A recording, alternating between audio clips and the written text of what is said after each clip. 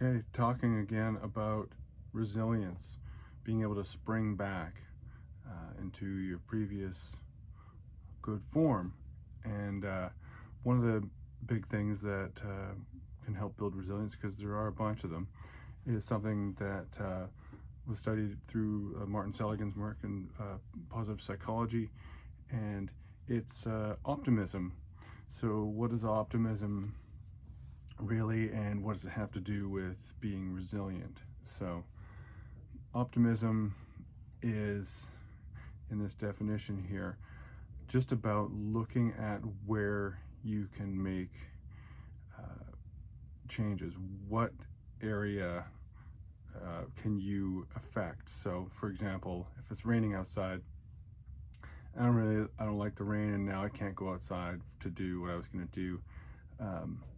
Being optimistic is looking at the areas of which I can change. So, I mean, I guess I could dress for the weather and maybe I could still continue, or I could look to do something else. This doesn't change the fact that it's raining. Optimism does not, um, completely dismiss anything negative. It doesn't dismiss your problems. You can fully recognize a problem or an issue, a barrier, obstacle, something to overcome, and still look to be optimistic and figure out what is within your realm of control, what is something you can affect.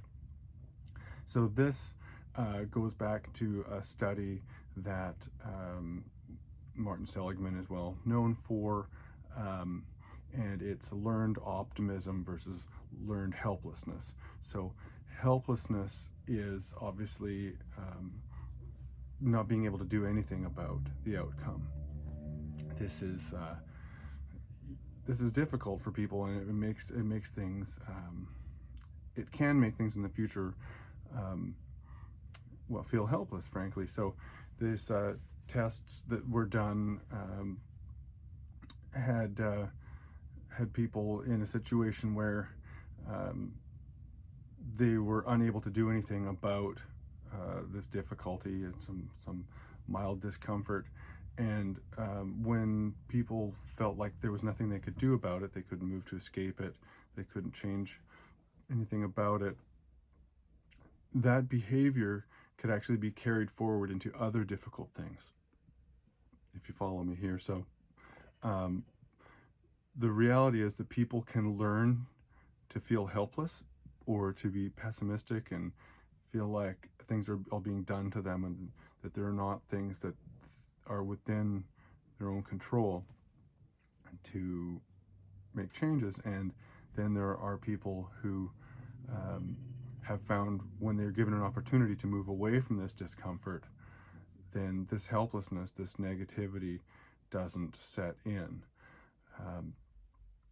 So looking for those areas where you can have an effect on the world around you or the problem at hand. You may not be able to affect how other people act around you, but you can affect the way that affects you. You can look to, okay, well, if that person's going to have this difficult behaving in this way that I don't like, what can I do? Well, maybe I can keep clear from them a little bit, or maybe I can say something, oh, you're making me uncomfortable with that. Or, there are a number of things that you can do that are within your control. Exactly what somebody else does is often something outside of our control. So being optimistic, one of the things that we looked at was a movie. Will Smith is in it. It's called The Pursuit of Happiness. And throughout the movie, Will Smith's character goes on through great difficulty, always choosing, although a difficult path quite often, an area in which he can affect. And it was a movie that came up as homework for us to study when I looked at positive psychology and understanding learned optimism and learned helplessness. So you can check that out, The Pursuit of Happiness. It was on Netflix last time I checked. Okay, hope all this is helpful, talking about resilience.